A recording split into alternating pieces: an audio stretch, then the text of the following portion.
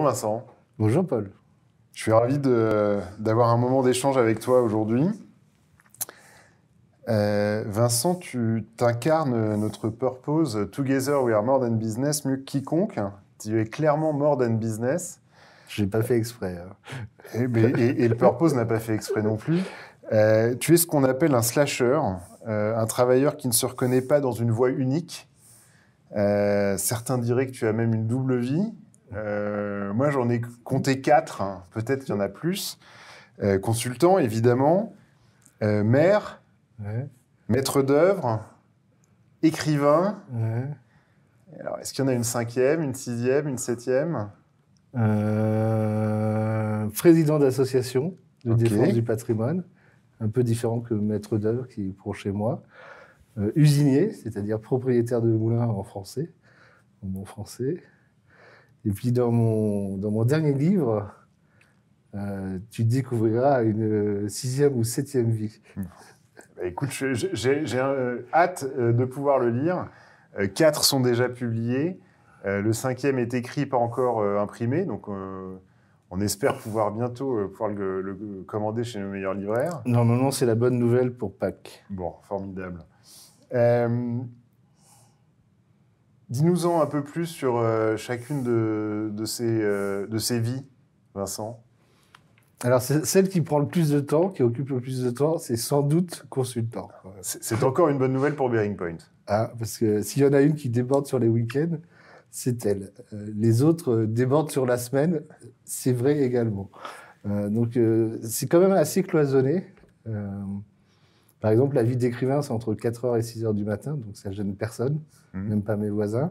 La vie de mère, c'est principalement le vendredi, les vendredis où je travaille pas, et le week-end. La vie de consultant, c'est les jours de la semaine, bien sûr. Et puis après, c'est association et patrimoine, c'est le week-end. Et la maison, le moulin. La maison, avant, c'était que le week-end. Et moi, je dis vive le Covid, puisque depuis le Covid, on a le droit de télétravailler. On a même quelquefois, certains mois, le devoir de télétravailler. Et ça me permet d'être chez moi la semaine. Comment tu t'organises concrètement? Ta vie, elle se passe comment? Ta vie de tous les jours, elle se passe comment? Comment tu t'organises? On a compris 4h à 6h du matin, donc le début le réveil, c'est à 4h. Ouais, alors quand j'écris, quand j'écris pas, c'est plutôt 5h30, 6h. Et quelquefois, dans le prochain livre de 5e, je mets même que je m'offre une grasse matinée jusqu'à 7h du matin. Des jours comme ça où il faut se faire plaisir. Non, mais il faut être rigoureux sur les heures parce que il faut être le plus étanche possible entre les fonctions ou les vies. Parce qu'effectivement, ça peut vite déborder l'une sur l'autre, l'une au détriment de l'autre. Et alors, comment ces différentes activités impactent ton métier de consultant? Parce que tu dis que c'est cloisonné, mais il y a forcément un peu de porosité à l'intérieur de Vincent Houlières. Ouais, bah, il y a 2 téléphones. Ouais. Alors, finalement, ils sonnent pas les 2 à la fois, donc c'est déjà ça. Mais quelquefois, c'est le mauvais qui sonne pour le mauvais sujet, ou c'est au mauvais moment. Non, après, oui, ça peut servir, le fait d'être maire. L'autre jour, il y a une consultante qui m'a demandé de Bearing Point, qui m'a demandé des entrées auprès de conseils départementaux ou de conseils régionaux et auprès de l'AMF. Ben ça, j'ai pu lui apporter parce que j'étais maire. J'aurais été simple consultant, j'aurais pas eu ces entrées. L'AMF, c'est l'Association des maires de France. Voilà. Mais pour les non-initiés. Pour les non-initiés. Et tes clients connaissent ton profil de slasher? Alors, ils n'appellent pas ça slasher parce que je crois que la définition est un peu dure quand même de slasher. Slasher, ça vient, tu sais, du mais slash que les gens comme toi, ceux qui ont des doubles, triples, quadruples vies, mettent sur leur profil LinkedIn pour séparer leurs activités. Ouais, mais j'ai vu des définitions de slasher où c'était psychiatrique carrément. Ah non, c'est pas. Non, j'ai dit slasher, j'ai pas dit bipolaire. Non, mais slasher, ça peut être aussi vu comme les tueurs en série. Enfin, voilà, c'est des slashers, les tueurs en série. On reconnaît l'imagination de l'écrivain, là. Mr. Hyde et Dr. Jekyll, c'est un slasher. C'est le paradigme du slasher. Donc, Alors, est-ce que tes clients connaissent ta vie de non-slasher, ou en tout cas de ta multiple vie. Il y en a certains qui savent que j'habite effectivement loin de Paris. Il y en a certains qui voient dans les conf calls que je vis sous une charpente du XVIIIe siècle, donc c'est pas un bâtiment de la Défense. Il y en a qui savent que je suis maire. Enfin, après, ça dépend le degré d'intimité avec le client, bien sûr. C'est certain. Venons-en un peu à la littérature, à ton activité d'auteur et d'écrivain. Donc, tu as écrit 5 livres. Ouais, c'est ça, 5. Donc, entre 4h et 6h du matin, tu nous le disais tout à l'heure. Je rectifie. L'écriture, c'est entre 4h et 6h du matin. Parce que c'est le moment où je suis le plus prolixe. Enfin, j'ai le plus d'inspiration. Par contre, le travail d'écriture, c'est aux 2 tiers un travail de correction et de réécriture, d'amélioration. Et ça se fait plutôt le week-end. Enfin. Qu'est-ce qui t'a poussé à prendre la plume la première fois ? La première fois, c'est un pari avec des amis à la terrasse d'un café. Parce qu'il y avait une petite chapelle dans mon village qui avait été saccagée. Je n'étais pas encore maire du village. Qui avait été saccagée par des jeunes. Et on s'est dit, qu'est-ce qu'on peut faire pour restaurer et sécuriser la chapelle ? Donc, il y avait un peu d'argent en jeu. On s'est dit, comment on peut y participer en faisant une pièce de théâtre, en faisant un concert. Et puis l'idée est venue assez vite d'écrire un livre que c'était peut-être le plus accessible à nous qui n'avions pas des talents de comédiens, des talents de musiciens et tout. Et donc j'ai décidé d'écrire des 9 nouvelles sur mon village et de les faire illustrer par des amies illustratrices. Ça s'appelle Lettres du Moulin, au hasard. Pas Lettres de mon moulin, Lettres du Moulin. C'est pas un plagiat. Et on a quand même, en un an, on a dégagé pratiquement 2 000 €, 2 000, 3 000 €, avec la vente du bouquin et des tableaux, des originaux, des illustrations. Et plus, on a capté pratiquement 10 000 € de mécénat privé et d'entreprise. Pour la restauration, de la chapelle. Ouais. Donc c'était en même temps donc ton premier ouvrage et ton début dans la vie politique locale. Exactement, ça a bien marché. Ça a bien fonctionné. C'était marrant, il y avait des petites grand-mères, des petites mamies qui me voyaient au marché, qui me donnaient un billet de 20 €, qui me mettaient dans ma poche pour me dire c'est pas pour tes cigarettes, c'est pour la chapelle. Ça nuit moins à la santé. Puis il y a eu des chèques plus conséquents que des billets de 20 € aussi. Écoute, c'est bien. Et alors ensuite, le second, comment c'est venu ? Parce que là, le premier, il avait un objectif collectif. Le premier, il a été écrit au mois de juillet-août 2016. Et quand j'ai fini de l'écrire, quand pratiquement il était chez l'imprimeur, c'était à compte d'auteur, j'ai eu envie d'écrire un roman. Et pour le coup, pas des nouvelles, mais un vrai roman avec un seul début, une seule fin, et puis un parcours entre le début et la fin. Et j'ai eu l'inspiration très vite de ce que je voulais écrire au mois d'août, avant la fin des vacances. Et puis je l'ai mis un peu de côté, la rédaction, parce que y avait la reprise de Bearing Point en septembre, etc.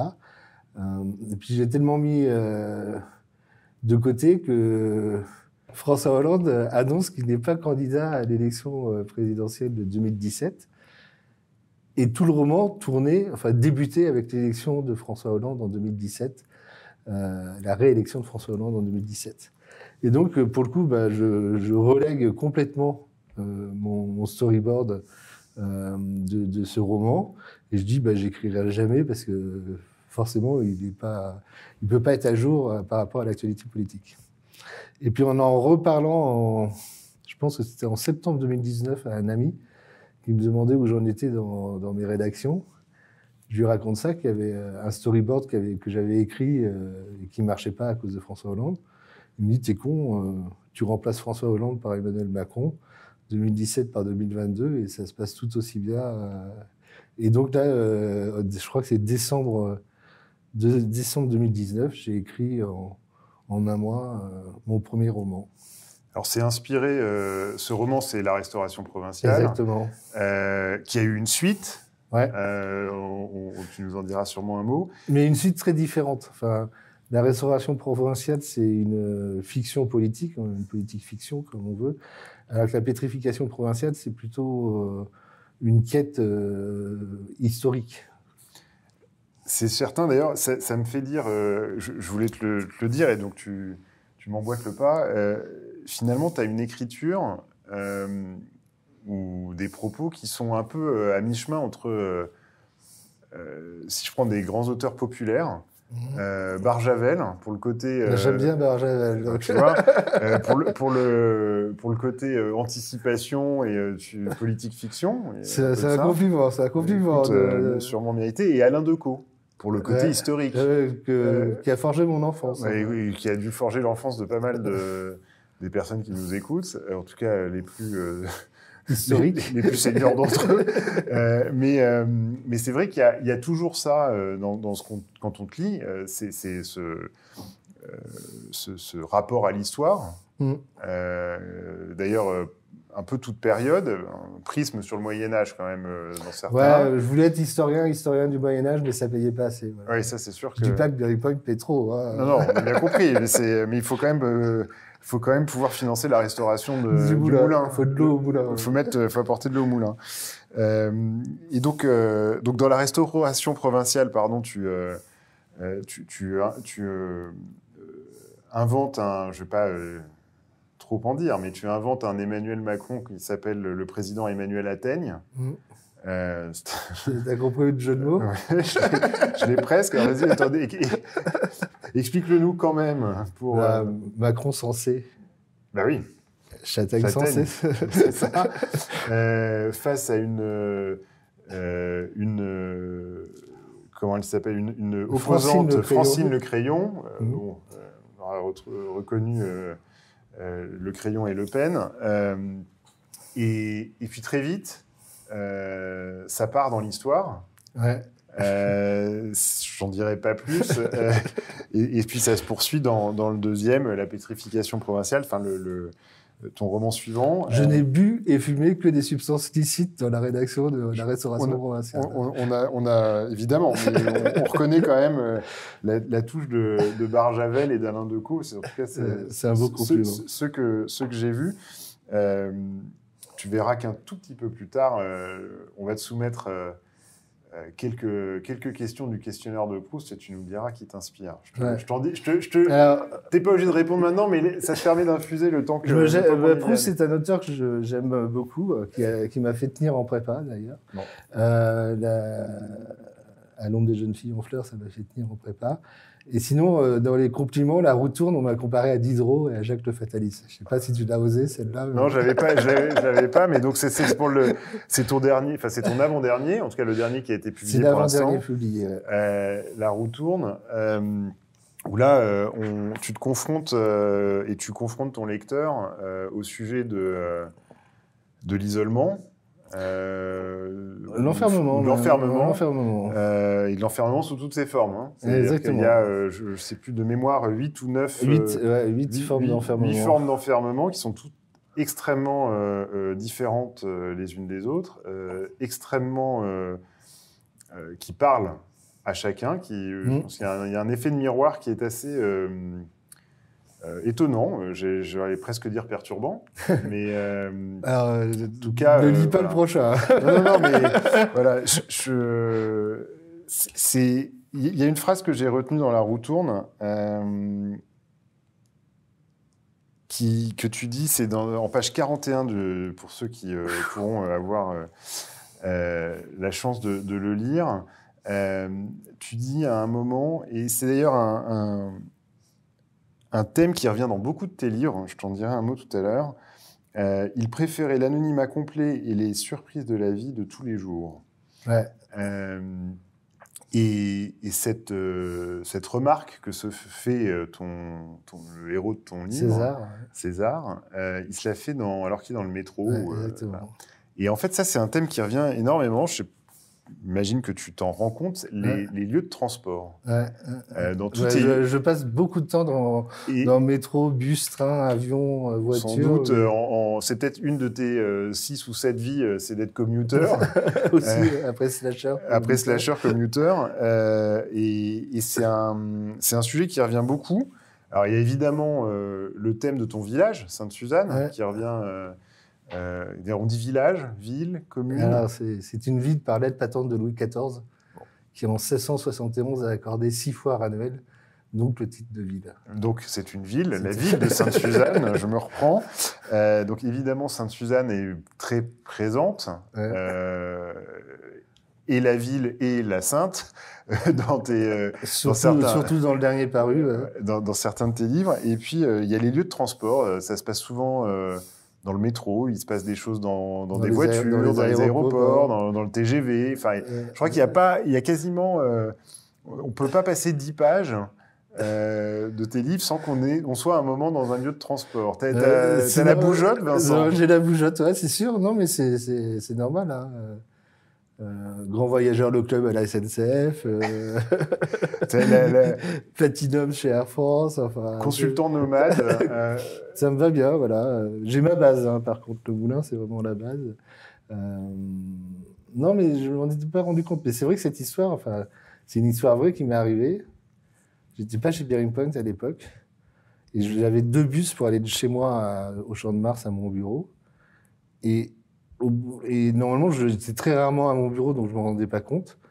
Et il y a eu un moment où pendant 3 semaines, j'étais à mon bureau et je faisais des allers-retours tous les jours entre mon domicile et mon bureau.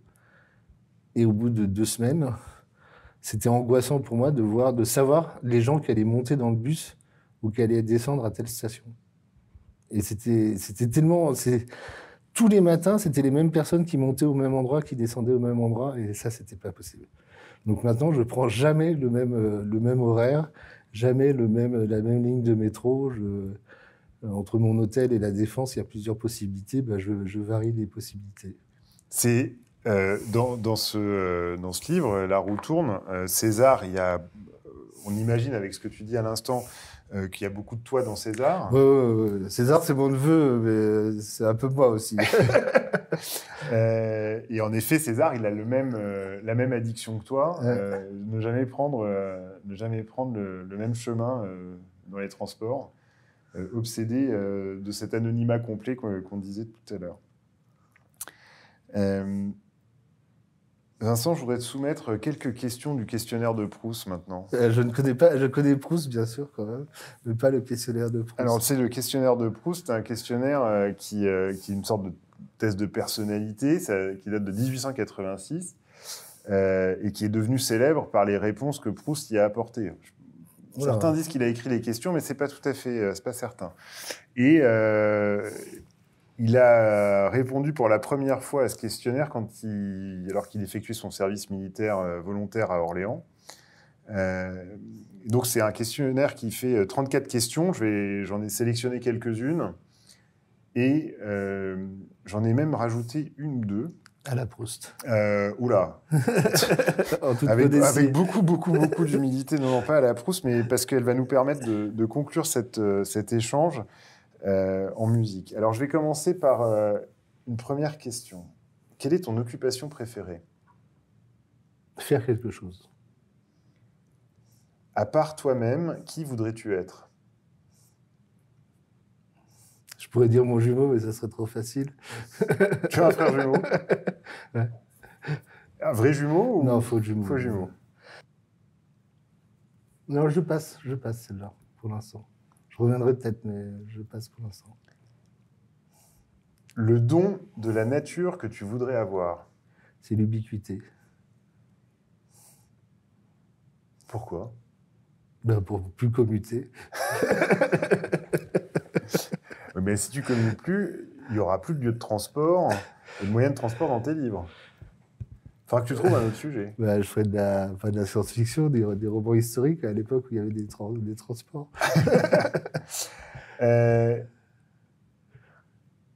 Tes héros dans l'histoire? Alors, les héros dans l'histoire, Henri IV, certainement. Et Vercingétorix, pardon. Jeanne d'Arc, parce que je suis d'Orléans. Donc, Les auteurs qui t'inspirent. Alors, Barjavel, on en a déjà parlé. Proust, j'ai le droit de le dire.